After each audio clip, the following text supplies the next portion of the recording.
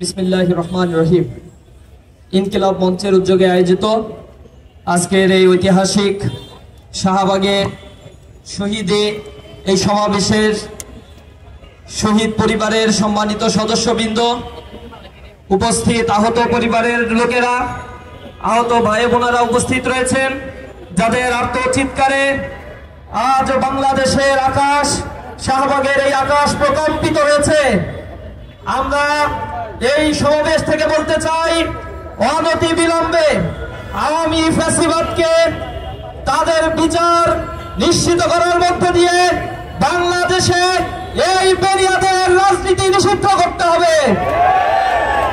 আপনারা জানেন, বিগত 15 বছর যে ফ্যাসিস্ট জালিম এই বাংলাদেশের মানুষের উপরে চেপে বসেছিল, তাদের দ্বারা বিগত 15 বছর 1926টি বিচার বহির্ভূত হত্যাকাণ্ডের ঘটনা ঘটেছিল।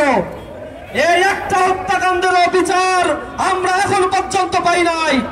জুলাই গণ বিপ্লবে এই এক মাসে 2000-এর কাছাকাছি ছাত্র জনতাকে নির্বিচারে গুলি বর্ষণ করে তারা নিহত করেছে, শহীদ করেছে।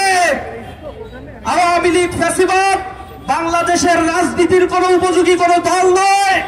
আপনারা জানেন, 1971 সালে বাংলাদেশে যে মুক্তিযুদ্ধ সংগঠিত হয়েছিল, এই মুক্তিযুদ্ধে পাকিস্তানি হানাদার বাহিনীর বিরুদ্ধে আমাদের যুদ্ধ করতে হয়েছিল।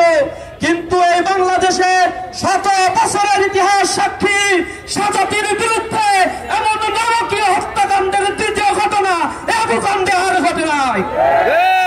আওয়ামী লীগ এই ফ্যাসিবাদ বাংলাদেশে কোন রাজনৈতিক দল নয়, এটি সশস্ত্র সন্ত্রাসী সংগঠন।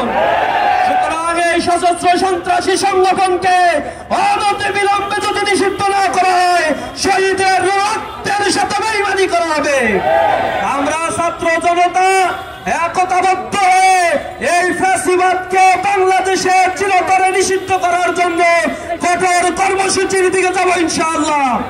সরকারের প্রতি উদাত্ত আহ্বান জানাই, আপনারা যে রক্তের উপরে দাঁড়িয়ে আজ এই শাসন ক্ষমতা পরিচালনা করছেন, দয়া করে রক্তের সাথে গাদ্দারি করবেন না। এই রক্তগুলোর দাগ এখনো শুকায় নাই, শহীদের মায়েদের আত্মনাদ আমরা এখনো দেখতে পাচ্ছি। সুতরাং এই বাংলাদেশে অতি দ্রুত এই ফ্যাসিবাদকে নিষিদ্ধ করবেন। আমরা বিভিন্ন জায়গায় তাদের দেখতে পাচ্ছি দাবি হয়ে যাচ্ছে, তারা কর্মসূচি দিচ্ছে, বিভিন্ন জায়গায় বিপ্লবীদের গায়ে হাত দিচ্ছে, তাদেরকে হত্যা করছে। আমরা আর কোন এই কুকর্মগুলো বরদাস্ত করবো না ইনশাআল্লাহ। সকলকে এই সমাবেশে আসার জন্য ধন্যবাদ জানিয়ে আমার কথা শেষ করছি। আসসালামু আলাইকুম ওয়া রাহমাতুল্লাহ।